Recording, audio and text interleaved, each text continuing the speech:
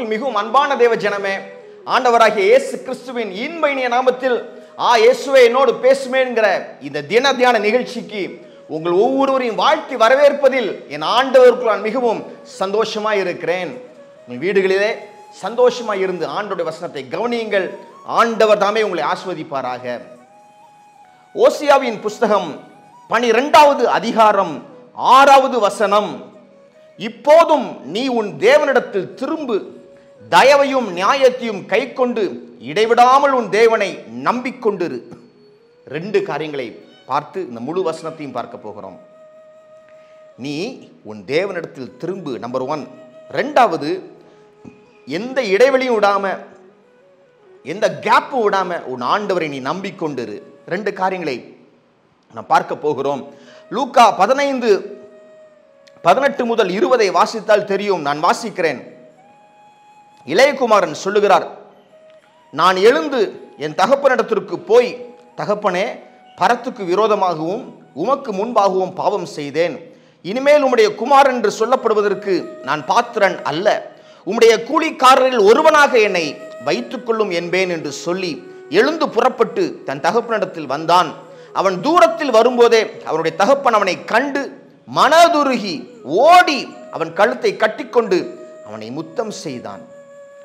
இளையகுமாரன், எனக்கு ஆஸ்தியை பிரித்து தாங்கன்ட்டு அவங்க அப்பாட்ட கேட்டுட்டு ஆஸ்தியை பிரித்து கொடுக்கும் பொழுது எடுத்துக்கொண்டு தூர தேசத்தில் போய்விட்டார். அவர் திரும்பி வர்றாரு. போயிட்டு நல்ல கஷ்டம்லாம் பட்டுட்டு அவர் சொல்றாரு, இனிமே நான் அங்கே இருக்க மாட்டேன், நான் திரும்ப போகிறேன். இந்த தகப்பன் நம் பரம தகப்பனாக இருக்கிறார். இந்த இளைய குமாரன் யாருன்னா அவரை விட்டு பின்வாங்கின ஜனம். ஹல்லேலூயா.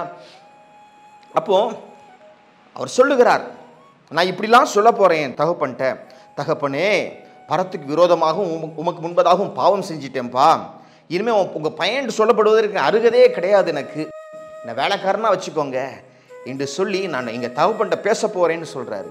ஓசியா 14:2 முதல் பகுதி சொல்லுகிறது, வார்த்தைகளை கொண்டு கர்த்தரிடத்தில் திரும்புங்கள். ஹல்லேலூயா. பாருங்க, யாக்கோபு தன் அண்ணனை பார்க்க போகும் பொழுது, திரும்பி போகும் பொழுது நிறைய கிஃப்ட்ஸ்லாம் கொண்டு போய் காம் பண்றாரு அண்ணனை. ஹல்லேலூயா. ஆனா ஆண்டவருக்கு நீங்க கிஃப்ட்ஸ்லாம் கொண்டு போறது வேற விஷயம். முதலாவதாக வார்த்தைகளை கொண்டு நீங்கள் ஆண்டவரிடத்தில் திரும்புங்கள். ஹல்லேலூயா. நிறைய பிளான் பண்ணிட்டு போறாரு. ஆனா அவருடைய எக்ஸ்பெக்டேஷனுக்கு மேலாக இருந்தது என்று 20வது வசனத்தில் பார்த்தோம். தகப்பன் அவனை கண்டு மனதுருகி ஓடி அவன் கழுத்தை கட்டிக்கொண்டு அவனை முத்தம் செய்தானாம். ஹல்லேலூயா. இதுதான் பரம தகப்பனின் அன்பாக இருக்கிறது. ஹல்லேலூயா. நீங்களும் நானும் ஆண்டவரை விட்டு பின்வாங்கி போன நிலைமையிலும் ஆண்டவர் என்ன செய்தார்? திரும்ப வரும் பொழுது அவர் நம்மை கெட்டிப்பிடித்து முத்தம் செய்தார் அல்லவா? ஹல்லேலூயா. இன்றைக்கு நீங்க ஒருவேளை ஆண்டவர் விட்டு தூரமாய் போயிருந்தால் திரும்புங்கள் ஆண்டவரிடம். ஆண்டவர் உங்களை அதிகமாய் நேசித்து உங்களை முத்தம் செய்து அணைத்துக் கொள்ளுவார்.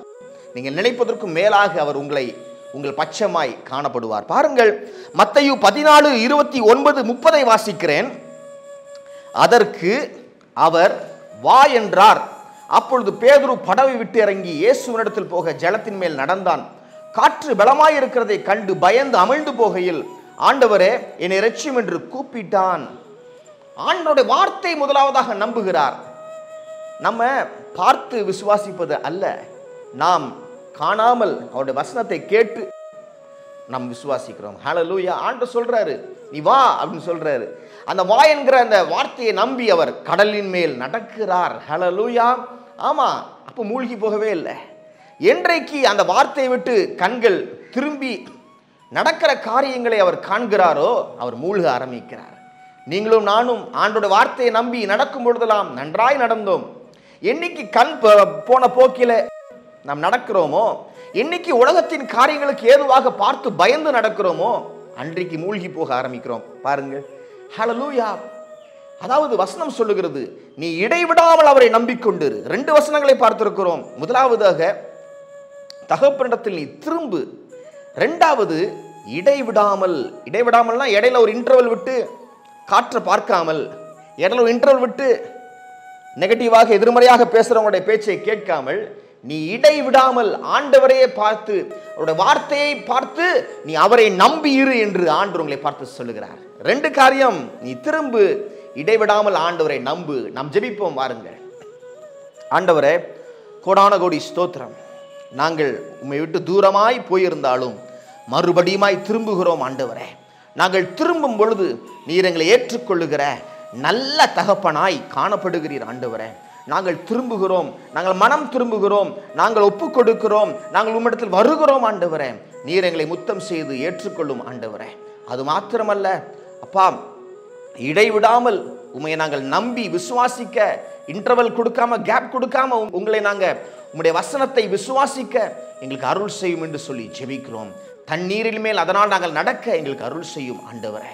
அற்புதங்கள் அதிசயங்கள் வாழ்விலே நடக்கட்டும். இதுவரையிலும் காணாத அற்புதங்களையும் அதிசயங்களையும் எங்கள் கண்கள் பார்க்கட்டும் ஆண்டவரே. உம்மிடத்தில் திரும்புகிறோம், இடைவிடாமல் உம்மை நம்புகிறோம். நன்றி ஆண்டவரே. நன்றி செலுத்தி இந்த ஜெபத்தை எங்கள் நண்பர் இயேசு கிறிஸ்துவின் நல்ல நாமத்தில் எடுக்கிறோம் எங்கள் வல்ல பிதாவே. ஆமேன், ஆமேன்.